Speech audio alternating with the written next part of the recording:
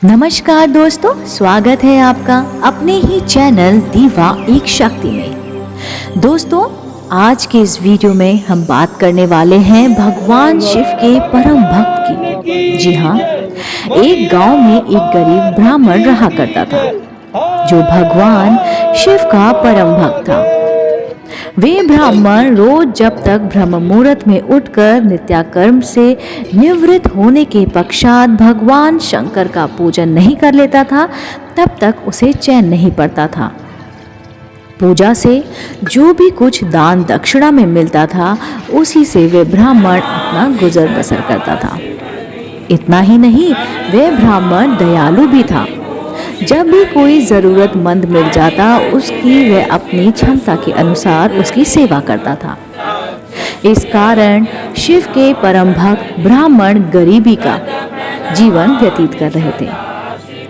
उधर ब्राह्मण की इस दानी प्रवृत्ति से उसकी पत्नी उससे चिढ़ती थी, किंतु उसकी भक्ति परायणता को देख उसे अत्यंत प्रेम करती थी, इसलिए वे कभी कभी भी उसका अपमान नहीं करती थी। साथ ही अपनी जरूरत का धन वे आस पड़ोस में काम करके जुटा लेती थी। समय बिताते के साथ साथ मंदिर में दान दक्षिणा कमाने लगा। उससे उस ब्राह्मण को आर्थिक तंगी का सामना करना पड़ा। घर की मूल आवश्यकताओं की पूर्ति नहीं होने के कारण ब्राह्मणी दुखी रहने लगी। इसी तरह दिन बीतते गए। एक दिन महाशिवरात्रि का दिन आया। उस दिन भी ब्राह्मण हमेशा की तरह ब्रह्म मुहूर्त में उठकर नित्य कर्मों से निवृत्त होने के लिए नदी की ओर चल दिए।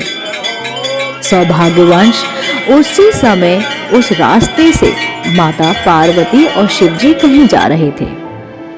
तभी अचानक से माता पार्वती की नजर ब्राह्मण पर पड़ी।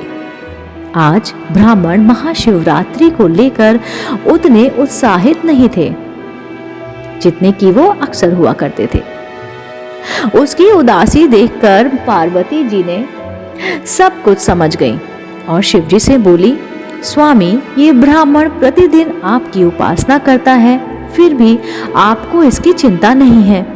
माता पार्वती की बात सुनकर शिवजी मुस्कुराए और बोले, देवी, अपने भक्तों की चिंता मैं नहीं करूंगा तो कौन करेगा। जिस पर माता ने शिवजी से कहा, पर स्वामी, आपने अब तक उसकी सहायता क्यों नहीं की है। यह सुन भगवान शिव ने कहा, देवी, आप निश्चित रहिए। अब तक उसने जितने बिलपत्र शिवलिंग पर चढ़ाए हैं, वही बिलपत्र आज रात्रि में उसे धनवान बना देगा। इसके बाद माता पार्वती जी और शिव जी वहां से आगे बढ़ गए, किंतु संयोग से उसी समय उस राह से एक व्यापारी गुजर रहा था। उसने छुपकर शिव और पार्वती जी की सारी बातें सुन ली। उसके बाद उसने सोचा कि अगर बिलपत्र से ब्राह्मण धनवान हो सकता है तो फिर मैं क्यों नहीं। यही सोच वे ब्राह्मण अपने घर पहुंच गया और ब्राह्मण से बोला, पंडित जी, आपने अब तक जितने भी बिलपत्र शिव पूजन में चढ़ाए हैं वे सब मुझे दे दीजिए। बदले में मैं आपको 100 स्वर्ण मुद्रिकाएं दूंगा।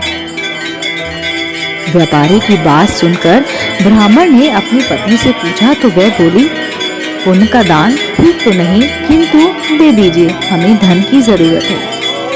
पत्नी के कहने पे ब्राह्मण ने सारे के सारे बिलपत्र बोरे में भरकर शेठ जी को दे दिए।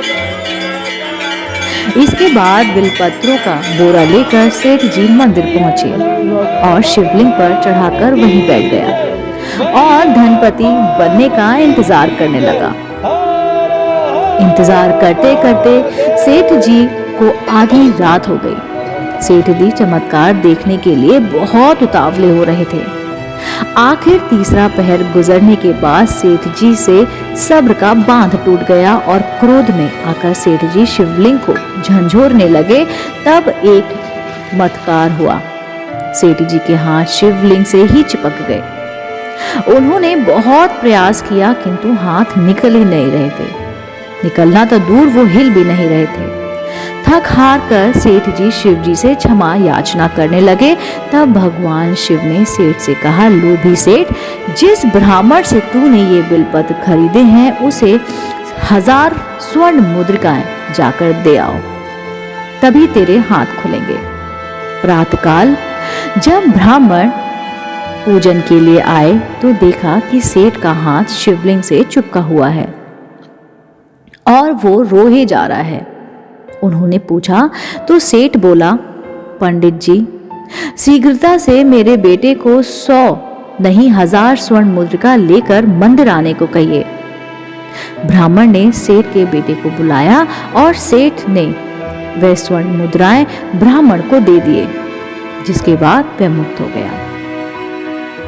अब पार्वती जी शिव जी से पूछती हैं, हे नाथ, आपने अब तक अपने भक्त को कोई धन दिया या नहीं? शिव जी बोले, देवी, मेरे पास कहां से धन है जो दूंगा, किंतु मेरा भक्त अब गरीब नहीं है। दोस्तों, उम्मीद करती हूँ आपको आज की कहानी पसंद आई होगी। अगर आपको मेरे द्वारा सुनाई गई कहानियाँ पसंद आती हैं और आप ऐसी ही रोचक पौराणिक कहानियाँ, धार्मिक कहानियाँ सुनना चाहते हैं तो मेरे चैनल दीवा एक शक्ति को तुरंत लाइक कर लीजिए, शेयर कर लीजिए और सब्सक्राइब करना बिल्कुल ना भूलिए। मैं आपको मिलती हूँ जल्द ही अपने चैनल दीवा एक शक्ति पर नई रोचक जानकारी और कहानी के साथ। आप देख रहे थे आपका अपना पसंदीदा चैनल दीवा एक शक्ति।